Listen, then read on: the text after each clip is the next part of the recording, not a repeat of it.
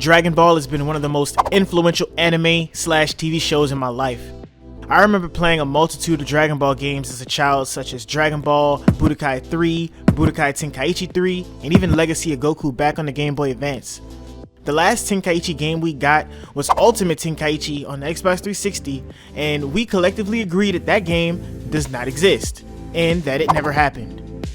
Finally, after 16 years of waiting, we fans, who have all but lost hope for the franchise, finally get a new game in Sparking Zero. Here is why we buying Tenkaichi 4. My bad, I mean Sparking Zero.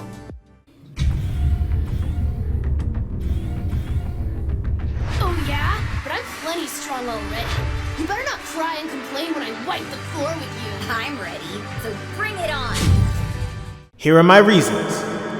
Reason number 1, the gameplay showcase. It was 12 minutes of intense gameplay. A lot of people have broken it down in detail, so I won't do that here, but it was intense. It definitely gave us a lot of information and gave us a lot of hope, you know, because we knew the game was being made, right? But we was kind of in the dark for a while up until then of like what the game would actually play like, which we were expecting it to play like Tenkaichi, like the past, but you know, we've been fooled before with Ultimate Tenkaichi. That didn't happen. All that gameplay did for me was, you know, bring back that fire and that energy and that happiness that I used to get when I played these games as a child. And it kind of made me want to go back and play one of the older ones while we're waiting.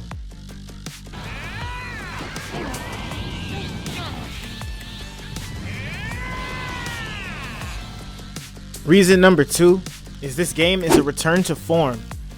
I mean, if we're going to talk about it, right, we have to bring up the camera. The camera in Tenkaichi, how they had it offset to the side, is a third-person view, right? It's very iconic to the game, and they tried to do this again with you know, Xenoverse and Xenoverse 2, but it just didn't work out the same. It did work out in Raging Blast. I don't know if y'all remember those games, but the Raging Blast series, of course, was a Tenkaichi spinoff.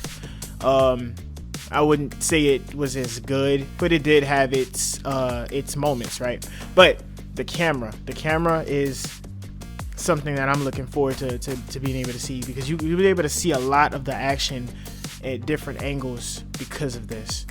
Then we also have the smooth gameplay and destruction, which I am a sucker for smooth gameplay. I like my games to run buttery smooth at 60 frames per second or higher.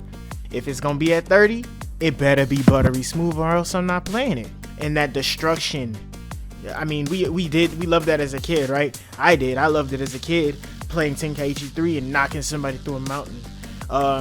Raging Blast actually had where you could knock people into a wall or into a mountain, and like their body would just stay there and just hang there, and then you could beat them up some more. So like, you know, stuff like that, it's gonna be fire. And just something else that I kind of like is that damage is shown throughout the fight. And this is normally in the Dragon Ball games, but I'm gonna assume because they have a lot more to work with today's technology, they're capable of having the damage actually be shown throughout the fight. So when they get punched, they'll have a nice mark on their face, or if they get hit with something, you'll see the shirt rip or something like that, right? It's just a little more detail, more attention to detail that I'm gonna look forward to a lot.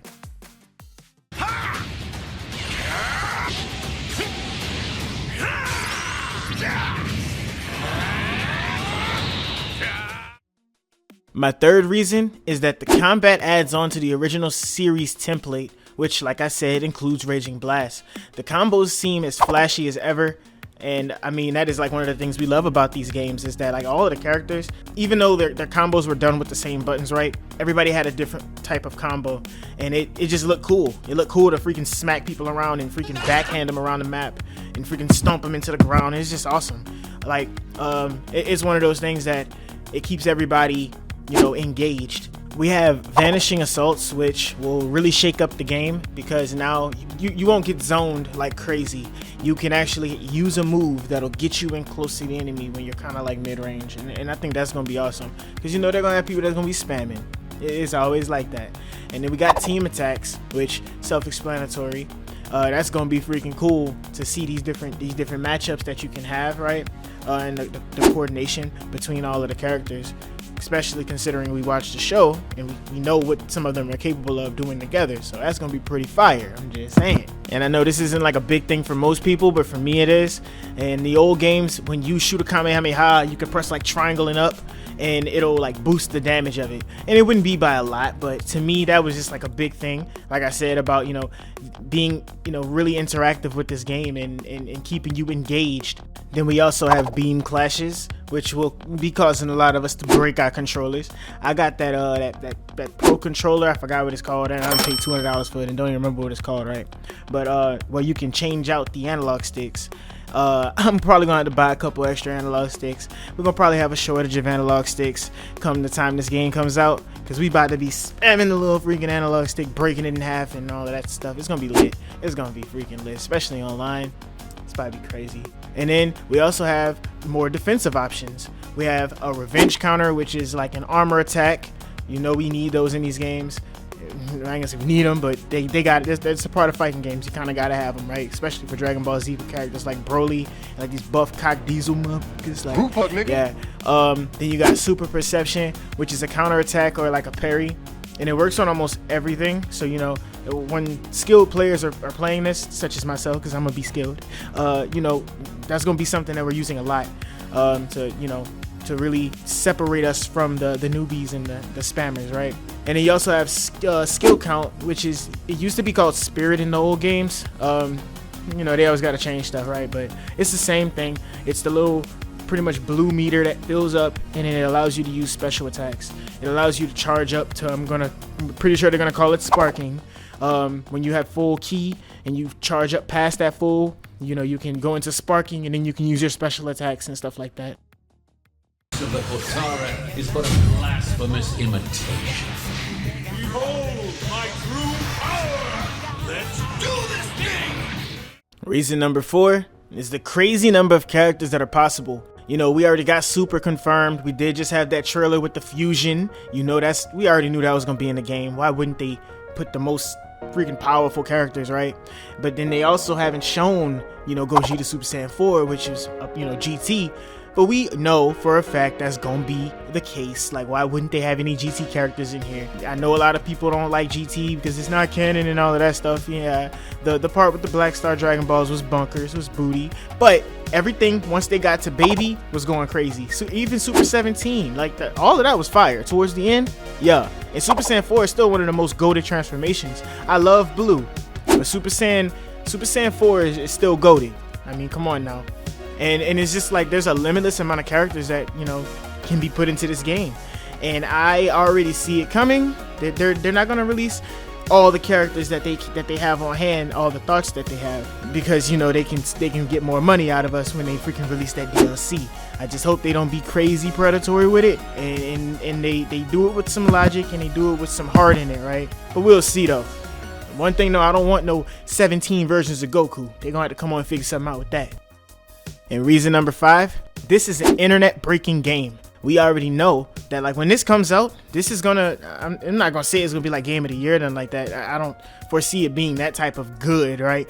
But for a Dragon Ball game, for an anime game, and you know how anime games been lately. They've been butt, cheeks, buns, basura. It's been terrible.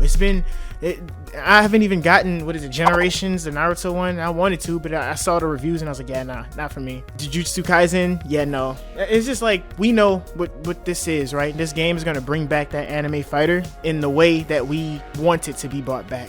It's gonna be freaking great, having your friends over and stuff like that. It's gonna be a meme generating game. It's gonna be lit, for real. Tremble before my power! I'll show you the horrors of hell.